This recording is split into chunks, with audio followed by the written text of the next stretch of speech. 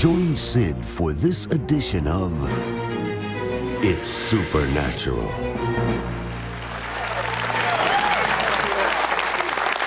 Bonjour, bienvenue dans mon monde où il est naturellement surnaturel. Y a-t-il un complot diabolique pour supprimer les principales sections de la Bible dont on ne parle même pas aujourd'hui, ce qui nous coûtera la puissance de Dieu et dans certains cas même notre salut? Mon invité dit que oui. My guest says yes.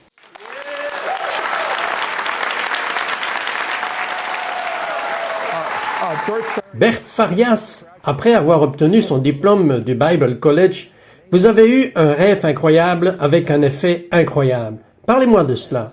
Oui, c'était en fait la nuit de mon service d'ordination. Je venais d'être ordonné dans le ministère et j'essayais de dormir. Et je n'arrêtais pas d'entendre des paroles à l'intérieur de moi. Je me suis levé, j'ai allumé la lumière, écrit et va te coucher. C'est arrivé plusieurs fois, juste comme si cette voix ne se taisait pas. Et c'était une si longue prophétie à propos de ce que j'appelle la prophétie flamme de feu. Cela faisait vraiment partie de ma vocation et une partie de l'onction que Dieu a mis dans ma vie avec ce feu. Puis je me suis endormi et puis j'ai rêvé du feu. J'étais dans un grand champ herbeux et sec et je me souviens que j'étais à genoux au milieu de ce champ, juste priant, et il y avait ces jeunes gens autour de moi, éclairant ces feux rapides partout sur ce terrain herbeux. Et j'étais à genoux et je pouvais sentir la chaleur du feu se rapprochant de plus en plus de moi, jusqu'à ce que je ne puisse plus supporter la chaleur, et je me suis levé et j'ai couru dans la maison. Je savais que j'étais en train d'accoucher d'une sorte de ministère dans lequel je serais impliqué à ce moment-là. Mais ce que vous avez trouvé est que vous êtes un allume-feu. Je crois que c'est ce que Dieu vous a montré. Oui, absolument. Quand je rêvais, et je ne vais pas vous dire si j'étais à moitié éveillé ou si je rêvais, mais j'ai entendu ce rugissement d'un feu de forêt flamboyant à l'intérieur de moi. Et c'était fort. Je veux dire, c'était furieux. Tellement que lorsque les gens l'ont découvert, au lieu de m'appeler Bert Farias, ils ont commencé à m'appeler Bert Furious, parce que cette flamme était un feu furieux. Vous savez, en ce qui me concerne, normal n'est pas forcément ce que vous voyez avec vos yeux. Normal est normal selon la Bible. Parlez-moi des choses normales, parce que vous êtes comme un historien des réveils et des mouvements de l'Esprit de Dieu. Parlez-moi, et vous savez que cela m'a tellement excité de la zone de rayonnement divin. Tell me, and you know, this has got me so excited. This divine radiation zone. Vous savez, je suis un glouton pour sa gloire, je l'admets. La zone de rayonnement divin, vous la découvrirez et vous serez un glouton de cela aussi. Bien, dans l'étude des réveils d'autrefois, la puissance de Dieu, je dis, nous avons tellement de conférences d'église aujourd'hui et tant d'autres conventions, mais où est la puissance de Dieu? Je veux dire, quand vous lisez à propos de l'histoire, la puissance de cette zone de rayonnement divin, quand les navires entraient dans le nouveau port d'Angleterre et que les membres d'équipage étaient sous le coup d'une condamnation sans que personne ne leur prêche, ils sont venus là-dedans, dans ce qu'ils appelaient la zone de rayonnement divin, où ils sont entrés et les membres d'équipage sont entrés dans la condamnation et ils ont commencé à se repentir de leurs péchés parce qu'ils avaient été frappés par une telle conscience de leurs péchés devant Dieu. J'ai lu des histoires sur George Whitefield quand il est venu à Boston. Cela était difficile de prêcher à Boston, je vous le dis. Vous devez être vraiment sauvé pour même y habiter. Et il attirait une foule de 10 à 20 000 personnes qui venaient. Et ces jeunes garçons grimpaient sur les arbres. Vous savez, dans ce temps-là, il n'y avait pas de système d'amplification et de sonorisation. Et il disait à ces jeunes hommes, « Les gars, maintenant, vous devez descendre de cet arbre, parce que quand je vais commencer à prêcher, la puissance de Dieu va venir et va vous frapper, et vous allez tomber de cet arbre, et vous allez vous blesser. » Alors, il avait tous ces jeunes gens qui sont descendus des arbres. Et bien sûr, quand il a commencé à prêcher, au milieu de sa prédication, les gens étaient juste tués dans l'esprit. Personne ne les touchait, partout sur le terrain où il prêchait. Est-ce que quelqu'un les attrapait pour qu'ils ne se fassent pas de mal? Non, il n'y avait personne. Soit vous tombiez dans la chair ou dans l'esprit. Maintenant, vous êtes normal comme défini par la Bible. Vous voyez les aveugles voir, les sourds entendre, les boiteux marcher, mais c'est un peu hors des tableaux. Parlez-moi de Thomas Amaro. Me about Thomas Amaro. Eh bien, c'était incroyable. C'est le plus grand miracle que je pense avoir jamais vu. Thomas avait été pris en charge par les démons quand il était un petit garçon. Il vivait en Afrique, et vous savez, en Afrique, ces choses sont communes.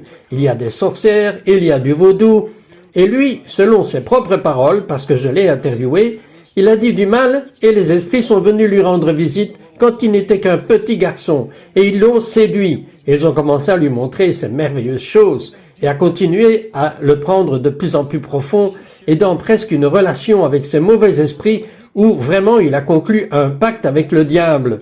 Comme il est entré dans cette alliance, le diable n'arrêtait pas d'exiger de plus en plus de choses de sa vie. C'est ce que fait le diable. Il vous fait plaisir, et puis il vous fait mal. Un petit peu de plaisir, un peu plus de douleur. Mais une nuit, j'étais là, et c'était en Gambie, en Afrique de l'Ouest, et je prêchais l'Évangile. Et ce jeune homme avait maintenant 19 ans. Il avait été expulsé de sa maison parce que les gens avaient peur de lui, parce que partout où il était, il se passait des choses bizarres, à tel point qu'il y avait du sang. Les gens voyaient du sang sur son dos. Il avait des cicatrices sur le dos car il avait été battu. Il était battu par les esprits mauvais pour leur avoir désobéi. Il était donc sorti cette nuit, très tourmenté, en essayant de sortir de cette alliance qu'il avait faite avec le diable. Et il était à l'extérieur de la salle où nous prêchions, dans les rues, et il était figé sur le terrain. Il ne pouvait pas bouger. Pendant que je prêchais, je me souviens, dans la réunion, il y avait une grande joie et une grande liberté. Et il y avait un éclatement dans la réunion pendant cette période. Il a dit qu'il était venu à un endroit où il avait senti cette puissance qu'il n'avait jamais sentie avant. Et il ne savait même pas si c'était une puissance démoniaque et satanique plus forte qui allait le reprendre pour de bon, et il ne pouvait jamais en sortir, ou s'il s'agissait d'une puissance supérieure à Satan, peut-être la puissance de Dieu qui était venue le délivrer. Et bien sûr, c'était la puissance de Dieu, parce que les jeunes gens qui organisaient la réunion sont sortis et l'ont regardé. Et il a dit, « Ne me touchez pas, je ne peux pas bouger. » Et ils ont essayé de le pousser et il ne pouvait pas bouger. Enfin, après quelques minutes, ils ont finalement su le déplacer. Et ils l'ont amené dans la rencontre. Nous l'avons servi. En fait, ils l'ont allongé sur la chair. Nous avons chassé le diable pour lui administrer la nouvelle naissance. Puis le lendemain, il a été baptisé du Saint-Esprit et s'en est sorti. Nous l'avons inscrit dans notre école biblique et Thomas Amaro est totalement libre aujourd'hui. Maintenant, c'est normal. Normal tel que défini par la Bible. Mais il y a des thèmes majeurs manquants dans la présentation de l'évangile américain. Ils sont dans la Bible, mais ils manquent intentionnellement, diaboliquement manquants, et il se peut que cela vous coûte de déménager dans ce genre de normalité. Normal, tel que défini par la Bible. On va en parler quand on viendra. Ne partez pas. We're going to talk about it when we come back. Don't go away.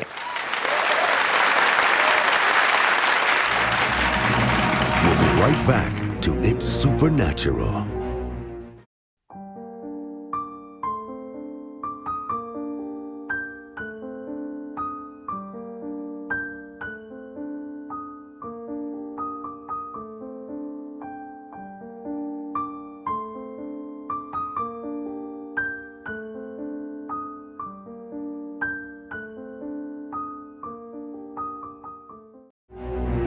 We now return to It's Supernatural. Souvenez-vous de la vieille histoire sur les nouveaux vêtements de l'empereur. Vous vous souvenez de cela?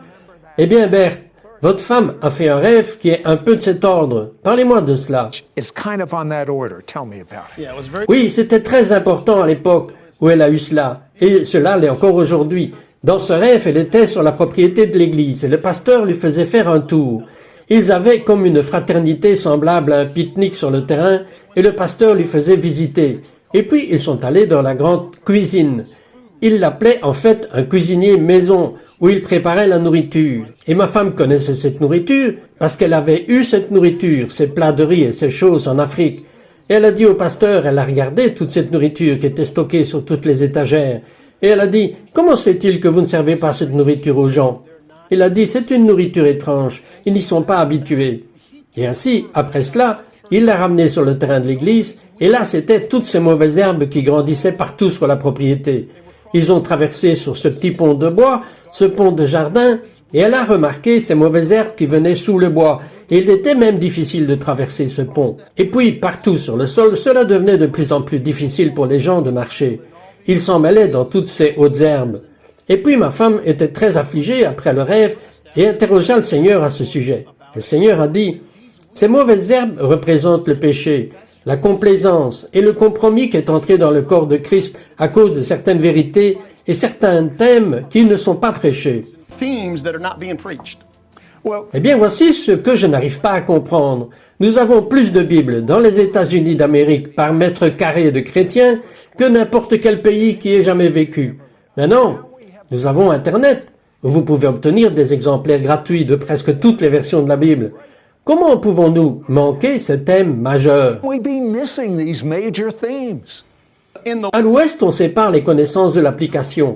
La Bible est un livre oriental, et à l'est, vous le savez parce que vous êtes juif, il ne sépare pas les connaissances de l'application. Vous ne savez rien jusqu'à ce que vous l'ayez appliqué. Mais ici, notre suprême autorité n'a pas été la parole de Dieu. Jésus n'a pas été la suprême autorité dans nos vies, et les gens sont, comme vous le savez, Paul l'a prophétisé.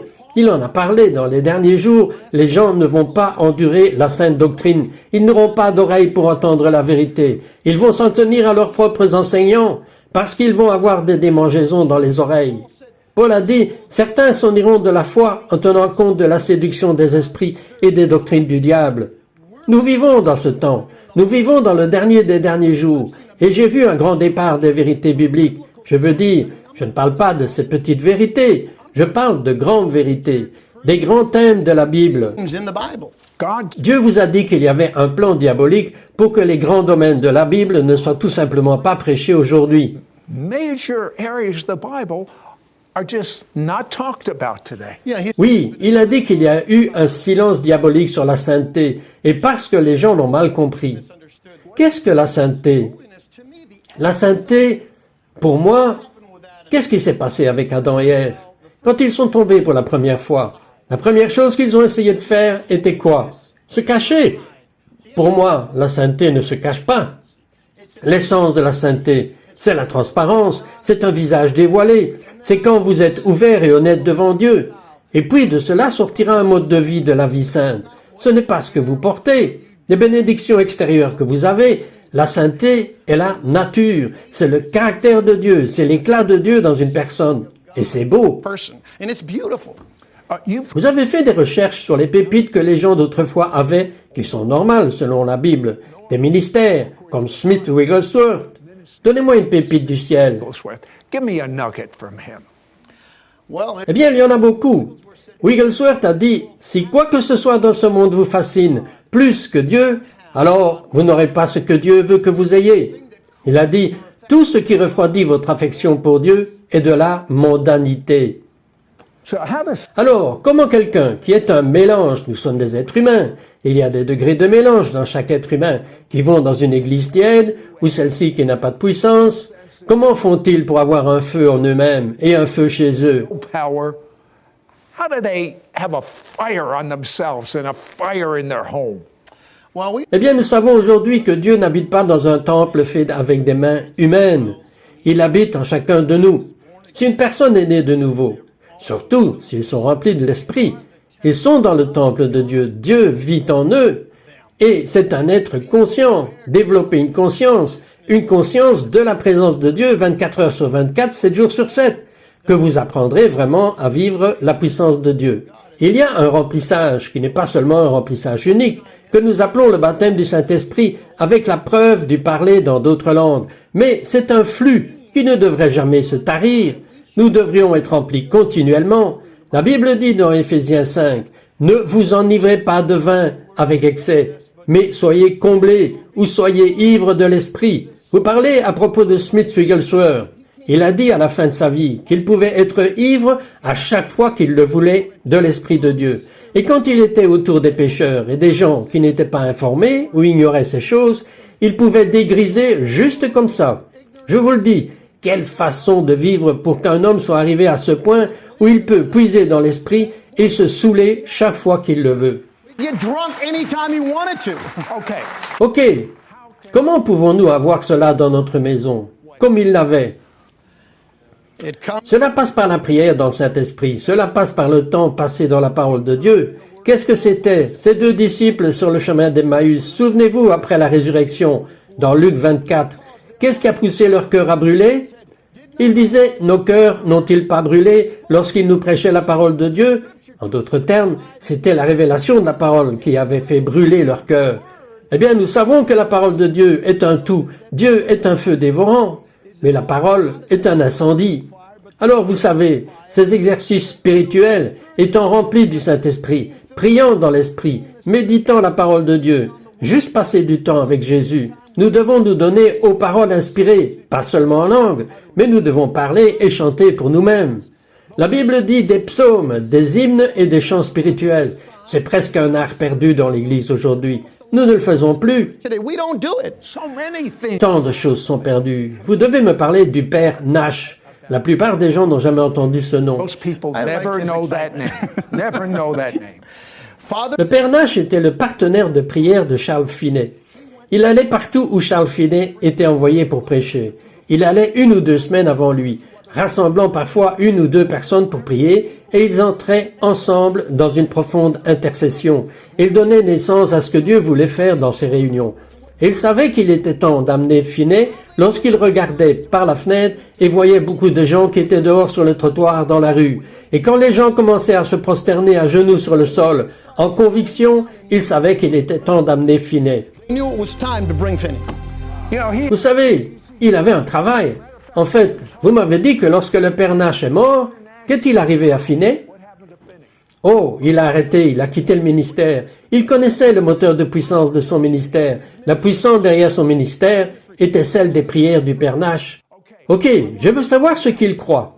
Étant un étudiant de réveil, et de réveil que nous n'avons même jamais vu dans notre génération à ce degré, y a-t-il de l'espoir pour l'Amérique? Nous serons de retour. agree. Is there hope for America? We'll be right back.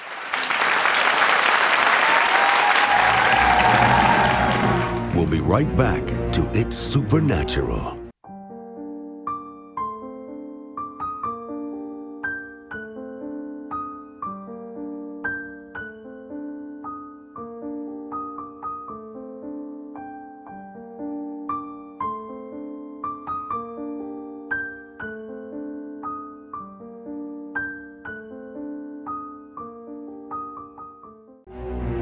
We now return to It's Supernatural.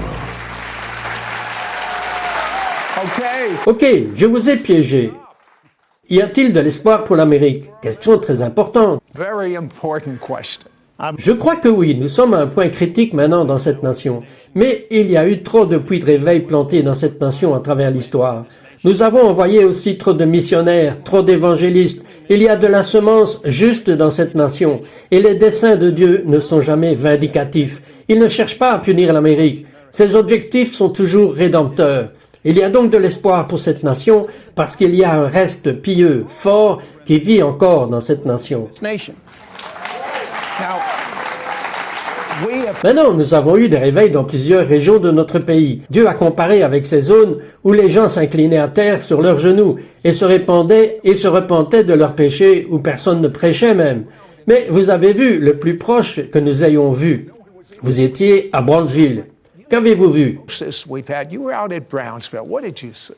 The week La semaine où je suis descendu là-bas et les services dans lesquels j'étais étaient électriques. Je veux dire, les gens faisaient la queue dehors du petit matin au début de soirée pour entrer dans les prestations de service.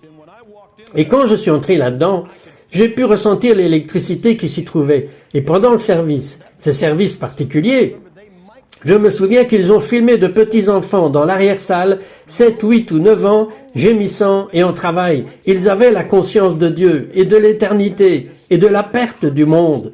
Et je me souviens d'un de ces services où ils ont mis sur la plateforme ces grandes poubelles. Et l'évangéliste parlait sur les articles d'affection que nous avons tous dans nos vies. Et il appelait au repentir. C'était un appel fort à la repentance cette nuit-là. Et il a fait monter des gens, des personnes qui avaient des dépendances, des gens qui étaient liés par celles-ci. ce qu'il appelait ses différents objets d'affection.